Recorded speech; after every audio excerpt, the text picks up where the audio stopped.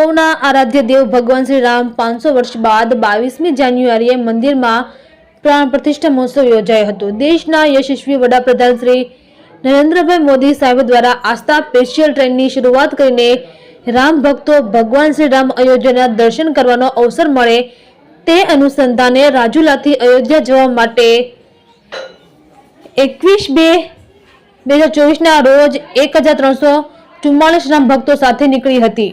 આ રામ ભક્તો ભગવાન શ્રી રામના દર્શન અયોધ્યા દર્શન પણ કરવામાં આવ્યા હતા।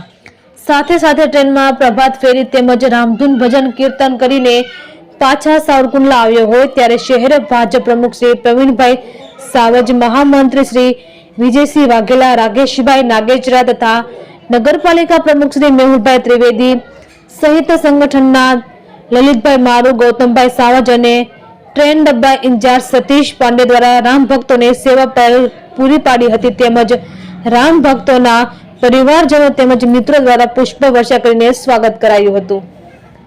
રિપોર્ટર યોગેશ ઉનડકટ, સાવરકુંડલા।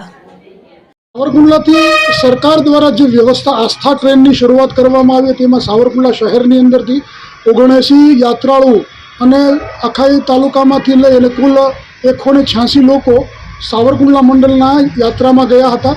જે યાત્રાની અંદર અહીંથી જતી વખતે અને આવતી વખતે તમામ શ્રદ્ધાળુ યાત્રાળુઓ ધ્વન, કીર્તન, પ્રભાત ફેરી સહિતના ઉત્સાહભેરના કાર્યક્રમો સાથે રામલલ્લાના 500 વર્ષ પછીનું જે મંદિરની સ્થાપના થઈ અને રામલલ્લા બિરાજમાન થયા ત્યાં દર્શન કરીએ ખૂબ ધન્યતા લોકોએ અનુભવી। આજે સવારમાં 7:10 આસ્થા ટ્રેન સાવરકુંડલા સ્ટેશન પર આવ્યા।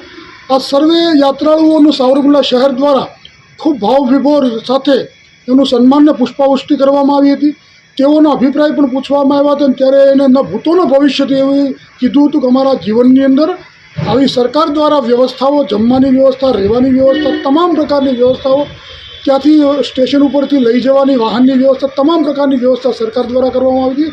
આનો રાજીપો તમામ વ્યક્તિઓ વ્યક્ત કર્યો છે। તેનો સરકારનો પણ આપણે આભાર માનીએ કારણ કે નરેન્દ્ર મોદી હૈ તો જ મુમકિન હૈ એ વાત અત્યારે સાર્થક થઈ અને એનો લાભ સાવરકુંડલા વિસ્તારના લોકોએ ખૂબ બહોળા પ્રમાણમાં લીધો અને ધન્યતા અનુભવી।